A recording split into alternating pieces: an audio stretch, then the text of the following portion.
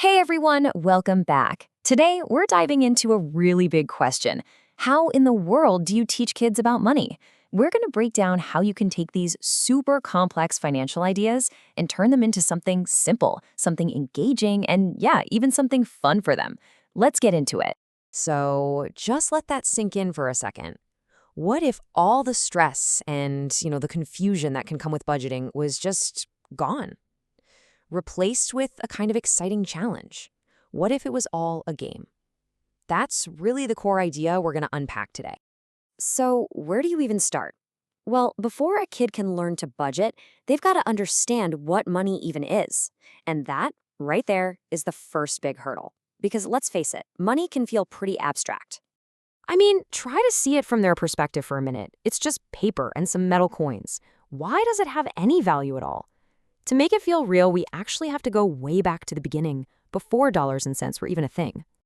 Okay, this comparison really gets to the heart of the problem that money was created to solve. In a bartering system, right, you're trading your chickens for your neighbor's lumber. But what if they don't need chickens? It gets super inefficient, fast. Currency solves all of that by creating this universal thing we can all exchange, which simplifies everything. And that's the why behind money. It's just a tool to make our lives a whole lot easier. So once a child kind of gets what money is, the very next step is to show them what money can do.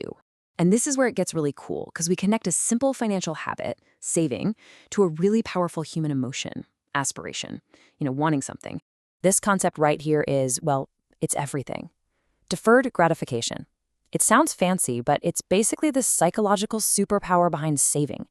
It's choosing not to buy the small candy bar today so you can save up for that amazing toy you really want next month. It is a skill that pays dividends, literally, for your entire life. And this whole process shows that saving isn't just about, hoarding money. No, it starts with a goal, a personal aspiration. That goal gives you the motivation to practice deferred gratification, which then leads to consistent saving, and finally, boom, you achieve it. It totally reframes saving, not as a restriction, but as a clear path to getting what you truly want. Okay, this all sounds great in theory, right? Set goals, practice delaying gratification, but how does a young person actually learn this stuff without making real-world mistakes? Mistakes that can sometimes be pretty costly. This is where we make the jump from theory to practice. The solution is to create a kind of simulated environment, a place where you can make financial decisions, learn all the lessons, and do it all without any real-world risk. Oh, I love this quote from the source material. A totally safe little sandbox. It just perfectly captures the idea, doesn't it? A space to play, to experiment, and to learn about money without any chance of actually getting hurt. This is where the real learning can happen.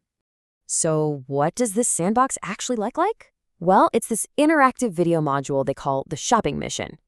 It's designed to simulate a real shopping trip, which forces the person playing to make choices about budgeting, prioritizing, and dealing with trade-offs. And it does it in a way that's genuinely captivating.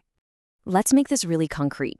The mission kicks off, and you're given a very specific, very real budget to work with, $2.10. Not a ton of money, right?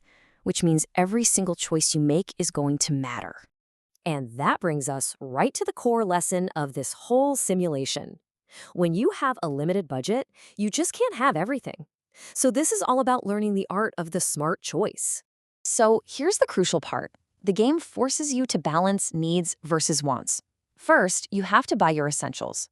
Then, with whatever's left over, you get to choose a want, something like a small toy. This makes you do a real-time calculation of value and what you're willing to give up. But here's the thing. Making the purchase isn't the end of the lesson. Not even close. In fact, the most important part, the part that really makes the habit stick, comes right after the decision is made. The source material actually calls this the absolute genius final step. And honestly, that is not an exaggeration. This one little detail is what separates a simple game from a truly powerful teaching tool. So in this example, after buying the small toy, the learner has 85 cents left over.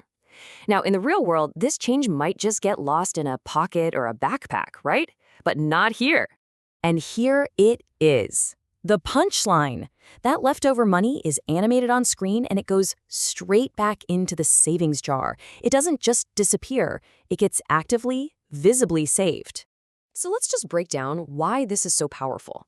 This final step completely reframes the whole exercise. It's not just about spending smart, it's about saving habitually. It makes saving the default action, the automatic positive thing you do with any leftover money. It totally completes the learning loop, visually connecting today's spending choices directly to tomorrow's saving goals. And that brings us to our final thought. It really makes you wonder, doesn't it? Thinking back on your own experience, what's the one money lesson you really, really wish you could have practiced first inside one of these totally safe little sandboxes?